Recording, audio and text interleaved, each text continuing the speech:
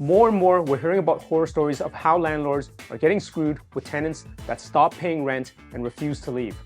In this video, we're going to get into ways that you can protect yourself as a landlord.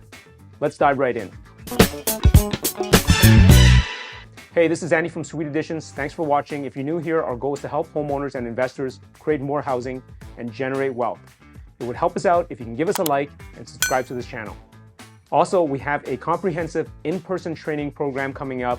More details at sweetadditions.com/training. So let's say you're an investor or a mom and pop landlord who have worked hard your entire life, scrimped and saved, and are trying to figure out a way to get ahead of inflation and get to a decent retirement. You put your savings into an investment property, do your job of ensuring the place is legal, safe, and well maintained. Your tenant is not happy with where market rents are, and they decide that they're not going to pay you and they're not leaving the house. And there's nothing you can do about it because it's going to take 6 months to schedule an adjudication date with the landlord-tenant board. We've heard far too many of these horror stories. These days, we're hearing more about rent strikes and many professional tenants taking advantage of the broken system that we have of managing disputes between landlords and tenants. There was a recent CBC video which shed some light on some of the pains of small landlords and dealing with horrible tenants. You can check out that video in the description link below. So the Landlord-Tenant Board, which is meant to be an impartial regulatory body to protect the rights of both tenants and landlords, is currently severely impaired. Many cases are taking 6 months to a year to schedule a hearing at the board. And because of this, it's giving many unscrupulous tenants an unethical upper hand. Now, we know that it's a tough situation out there for tenants, and with inflation and lack of housing options caused by policymakers, a lot of people are suffering. At the same time, the onus should not be put on responsible landlords and investors to solve this problem who are doing things properly and legally. Okay, so this is a very controversial and deep subject matter. I'm not going to get into the politics of it, but rather I want to provide you with some guidance on how you can protect yourself as a small investor landlord. Now, the majority of tenants out there are good people that just want a good place to live and happy to pay their rent. Having been both a tenant and landlord myself, I feel comfortable saying that. And if you want to be a good, responsible investor landlord yourself, I want to share some strategies where you can protect yourself and find those good tenants. So here are a few ideas on how to protect yourself in this current environment. First thing is to ensure that you have an impeccable screening process if you're renting your property out to long-term tenants. Hire a company that helps you go through all of the due diligence of credit, employment, and past landlord references. Additionally, you want to meet the prospective tenants as well in person to see if there are any red flags. Now, if you have an individual suite, it would be ideal to rent it to someone who has verifiable employment income with a stable company. Of course, 2 incomes are better than 1. If later it turns out that they owe you money unlawfully, there's an opportunity to garnish wages directly with their employer through a court decision. If they don't have a job, it'll be difficult to get the money even if they owe it to you. At the end of the day, screening for good tenants who are responsible people is going to be the first line of defense in a bad tenant situation. The second way to protect yourself is to ensure that your unit is legal, nicely finished, and well maintained. Following up with the previous point of tenant screening, there is also property screening from the tenants themselves. If you have a nice unit, you will of course attract a certain type of tenant. Let's say you want to bring in someone who is a medium or high income earning professional. You'll need to ensure that your unit is appealing to those individuals. Now, it's not hard these days given the expensive and poor quality housing options out there. If you create a pleasant, clean, and safe unit, you'll inherently attract a certain type of tenant as well who may not be interested in owning or simply can't afford to own in this economy. The third way to protect yourself is perhaps investing in units that are not rent controlled.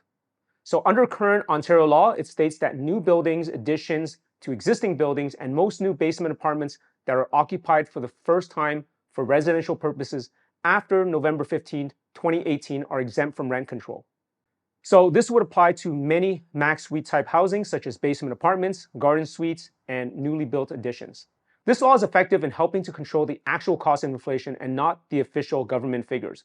For example, the government may say that you can only increase the rent by 3% in a given year, yet your property taxes, insurance, maintenance, property management, mortgage costs all have gone up 10%.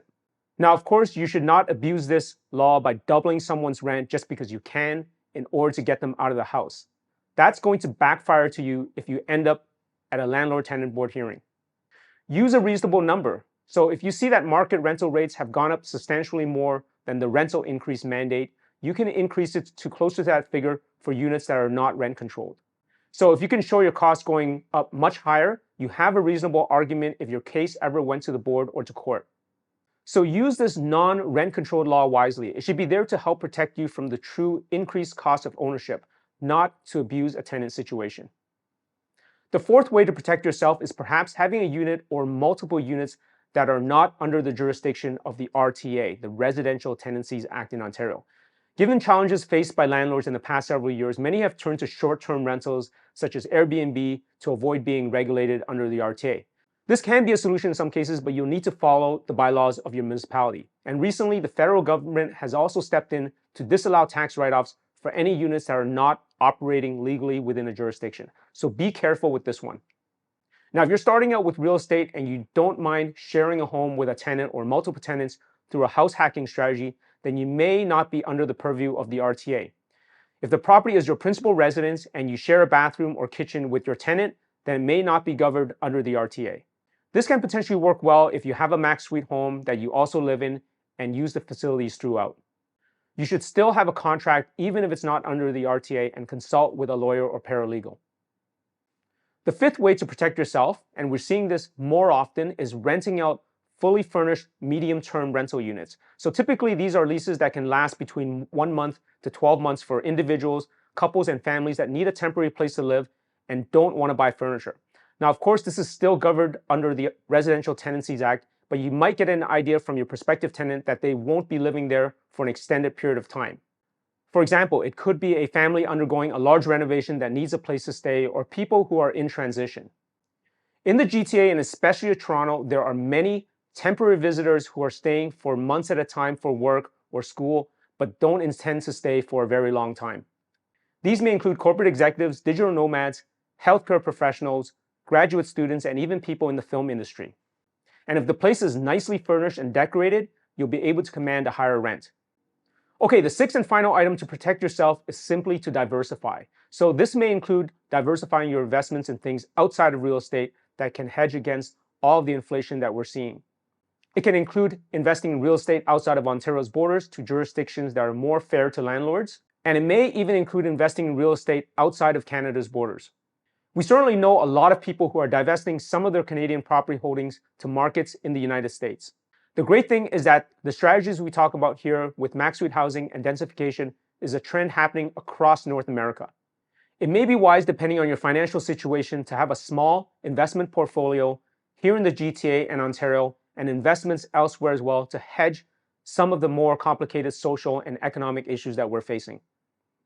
Okay, so that covers 6 things to help mitigate your risk from some of the nightmares that landlords are facing in Ontario.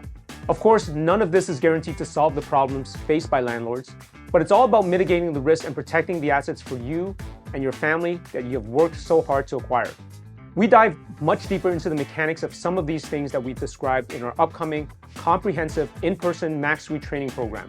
If you're interested, more information can be found at suiteeditions.com/training or in the link in the description below. So what are your thoughts? Have you ever dealt with a nightmare tenant situation? Did we miss any important strategies that can help protect ourselves? If so, please share it below. Again, we would really appreciate if you can give us a like and consider subscribing. Thanks again for watching, and we'll see you in the next video. To learn more about the Max Suite strategy, download our free guides at suiteeditions.com and get started. And if you enjoyed this video, here's another great one for you.